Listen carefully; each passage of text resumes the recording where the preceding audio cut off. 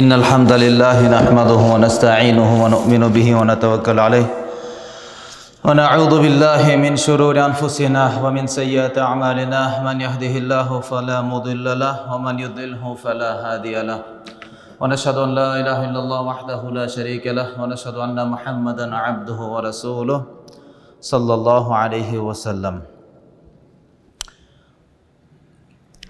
وعن الصحابي الجليل عبد الله بن عمر رضي الله عنهما قال قال رسول الله صلى الله عليه وسلم. Ulu Peygamberimizin sahabası, joldoşu Abdullah ibn Umar, Hazreti Umar radıyallahu anh balası Abdullah, Raisul Mufassirin aytadi. Allah'ın elçisi sallallahu aleyhi ve sellem mınday dep kayrılуу jasadı.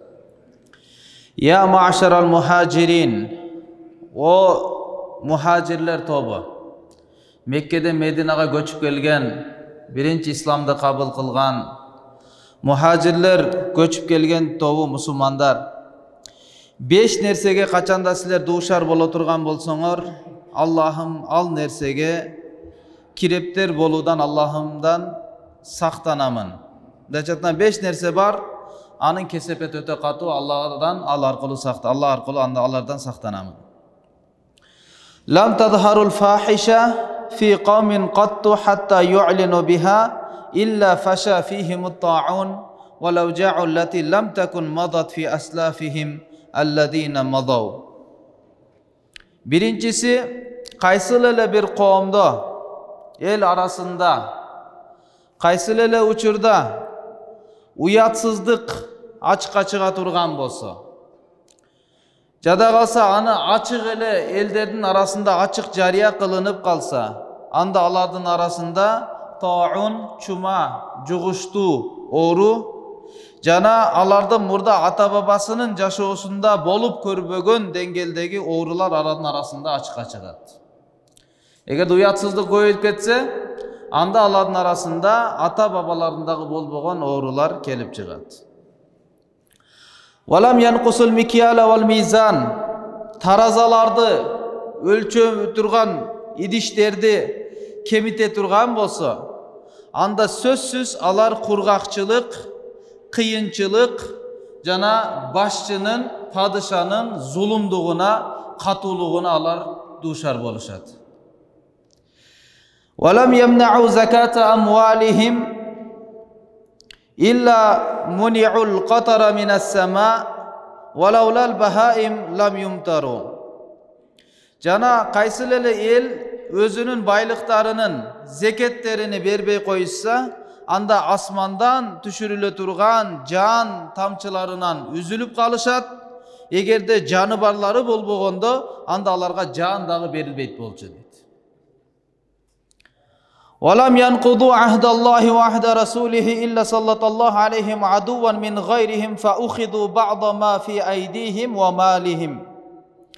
Jana Allah Taala'nın jananın elçisinin kelişimlerini buzuşa turgan bolsa, anda Allah Taala sözsüz alarga bir düşmandı üstön kılıp koyot, alardın baylıkların, alardın jerlerini tartıp ala turgan düşmanlardı alarga üstön kılıp koyot.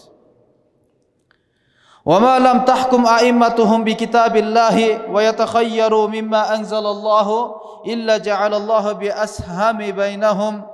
Can egerde alardın yol başçıları, başkaruçuları Allah'ın kitabı menen, Kur'an-ı Kerim'den şeriat, İslam şeriatı menen çeçim çıkarışpasa, Allah düşürüp bergen jaşoonu alar özlerine tandaşpasa, anda sözsüz Allah Taala aların ortasında şunday ızıçуулuktu ortasında bolgon kastaşını Allah Taala düşürüp koyat. Demek urmatlı tuğandarım, bu hadiste Peygamberimiz sallallahu aleyhi ve sellem 5 çoң bir күнөөлөрдү aytıp ketти.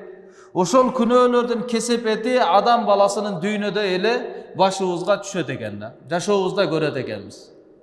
Birincisi Peygamberimiz sallallahu aleyhi ve sellem aytkan, bul günü zina turasında, fahişa. Kaysılele elde egerde zina açık bolup ketken bolsa, жана көбөйүп аны ачык эле бири-бири менен сүйлөшүп, зинага байланыштуу алып бара турган нерселер жашоодо ачык эле жашоо тартип болуп калган болсо, анда сөзсүз аларга ушундай бир оорулар келет деди. Ал оорулар алардын ата-бабаларында, тарыхында мурда болуп өтпөгөн деңгээлдеги ооруларга кириптер болот деди.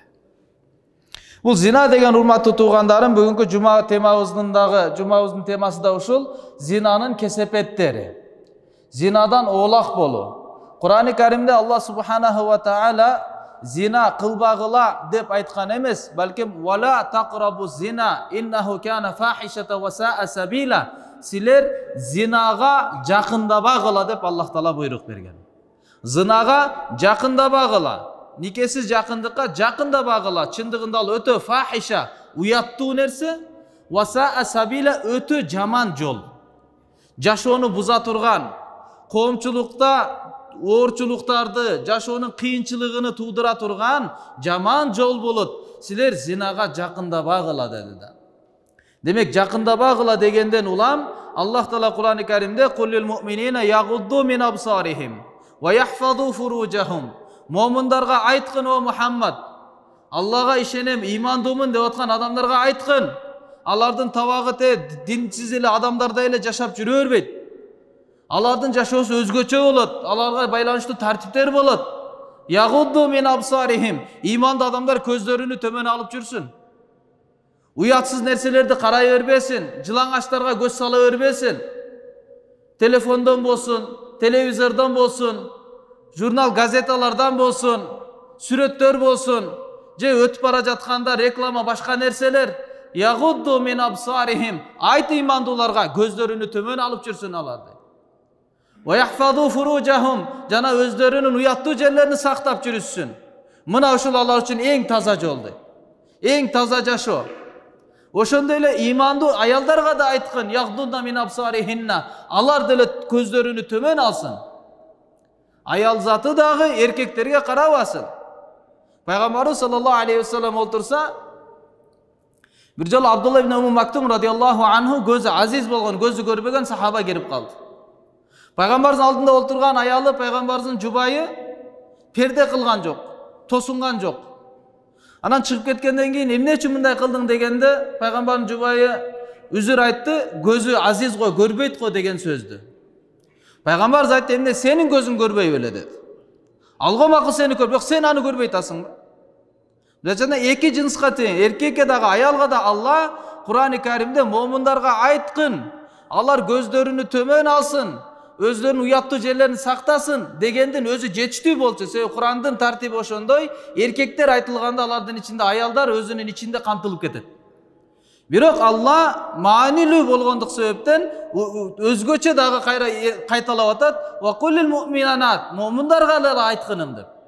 Момун аялдарга дагы өзүнчө айткын, алар дагы көздөрүнү төмөн алсын, алар дагы уяттуу жерлерин сактасын деп. Яны урматтуу туугандар, зина өтө кесепеттүү болгондук себептен, жашоого өтө чоң зыян алып келе тургандык себептен, Аллах таала ага жакындата турган нерселердин бардыгын тосуп койгон. Пайгамбарыбыз саллаллаху алейхи ва саллям бир хадистин мазмунунда айтат: "Ман ядману ли ма байна лихяйхи ва ма байна риджлайхи азману лахул жанна." Ким мага эки нерсенин кепилдигин берсе, эки эгинин ортосун дагы нерсеге, эки санынын ортосундагы нерсеге ким эгерде кепилдик бере турган болсо, мен ага бейиштин кепилдигин берем дейт. Тилин сактасын, уяттуу жерин сактасын, мен ага бейишке кепилдик беремин дейт. Демек, урматтуугандар, пайгамбар саллаллаху алейхи ва саллям бунун каршысында суралганда, тозокко киргизе турган нерселердин эң көбү эмне болот? Эмне себептен улам адам тозокко көп түшүп калат? Дүйнө ахиреттин бузуп алат дегенде пайгамбар алейхиссалам айткан, тил менен уяттуу жер деген. Эки жерди сактай турган болсок, ушул жолго шариатка алып келип алсак, анда иншалла дүйнө ахиретибиз жаннат деген сөз.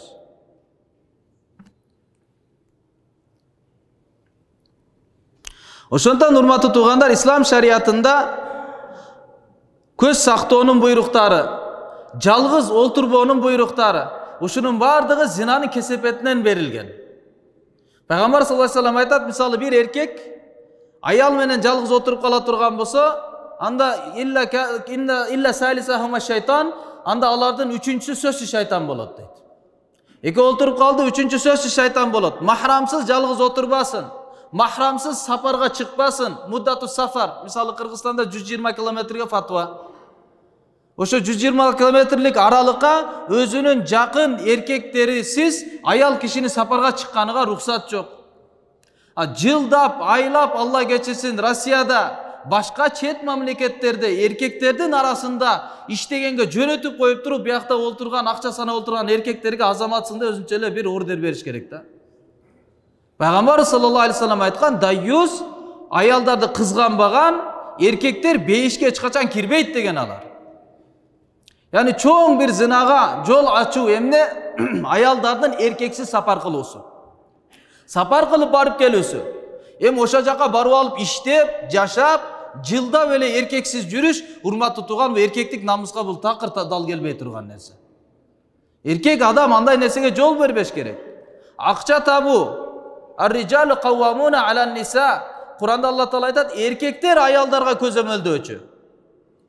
Акча сарптаган, Алла өзгөчө артыкчылык берген эркек кишиге. Ошондон аялдардын үстүнөн көзөмөлдөчү эркектер болот. Аларга нафакасын берүү, тамак ашын табып берүү, жашоо тиричиликке акча табуу бул эркектин милдети болот, аялдык эмес. Эркек киши өзү иштеш керек. Ошондо береке болот. Алланын жардамы болот.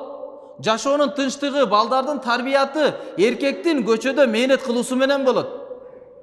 Ayal kişi kança uyda oltursa oşunca жашооң болот. Şondan urmatlı tuğandarım, İmam Şafii rahmetullahi aleyhi aytat, "İffu ta'iffa nisa'ukum fil mahram ve tajannabu ma la yaliqu bi muslimi." Taza bolgula özüңөр erkekler. Taza bolgula. Ta'iffa nisa'ukum fil mahram, aram nersede ayalыңар деле taza bolot deyt. Sizdin gözüңüz taza bolsa, Sizdin telefon işlettiğiniz taza bolsa, жашоо тартибиңиз taza болуп аткан болса, аялыңар деле taza болот.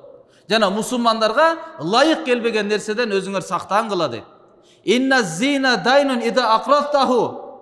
Кача бул зина дейт. Зина нерселери бул карыз. Качанда сен буну карызга бере турган болсоң, канал вафау мин ахлика мин ахли байтика фафхами, анда бунун вафасы, бул карызды төлөп берүү өзүңдүн үй бүлөңдөн болот, ушуну жакшылап билип алган дейт. Man yazni yuzna bihi walau bi jidarihi, kim zina kılgan bolsa, 1000 somdop akçalarga zina kılıp atkan bolsa, anda anın үйүндө, koşunasının aldında, dualdın bul jagында эле бекерсиз эле үй бүлөсү менен zina kılıp atkan bolot. Eger akıl esi bolgon bolsa, ушуну түшүнүp билип алган дейт.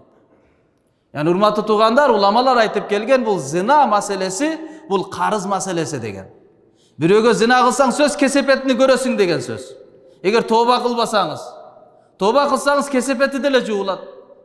Tobanın şart emne çin жүрөктөн, murdagı көздөрдү туура эмес иштеткендигибиz, murdagı сөздөрдүн туура эмес иштегени, денем үчүн туура эмес жака сарпталганына чын жүрөктөн ya Allah men күнөө кылыптырмын, men туура эмес нерсе кылыптырмын. Бүгүндөн баштап болду мен оңолом. Арамды карабайм, арамды сүйлөбөйм, арамга барбаймын деп чын жүрөктөн тоба кылып Аллага сөз берсек, экинчи кылбагай бушайман боло турган болсок, анда кесепеттен иншалла Аллах Таала сиз менен бизди кутултат. Алладан кечирим сурап таза өтүп кете турган болсок. Шоттан иншалла келиңиздер туугандар, бардыгыбыз иншалла жашообузду бир жакшы тартипке салалы. Ислам дини сиз менен бизге бардык тармактагы эң таза, эң адилеттүү, эң туура, эң орто жашоону сиз менен бизге үйрөткөн. Ошонун бири зинадан катуу кайтарган. Зина жана зинага алып келе турган нерселерден. Алла Таала өтө наразы болгондук себептен, жашоого өтө зыяны чоң болгондук себептен зинага байланыштуу эң катуу саза берген дүйнөдө эле. Эгер зина кылып отургандар үйлөнгөн болсо, турмушка чыккан болсо, анда таш бараңга уруп, таштын астында калтырып өлтүргөндүн чечимин чыгарган. Башкаларга акыл эсине насаат болуш үчүн, ошондо зыян кайра орундалбоо үчүн. Эгерде үйлөнбөгөн болсо, анда 100 жолу камчы урганга шарият, ислам шариаты өкүм чыгарган. Şotan inşallah gelingizler, Allah Taala toba kılalı, bardığız inşallah taza yaşap, özgöçe közüzdü saktap, gelecekteki muğundarımızda, baldarımızda, kızlarımızda da joopkerçiliktüz, Allah'ın da yaşoo tartibini jakşılap közömöldöylü. Ahiru da'vana elhamdülillahi rabbil alamin.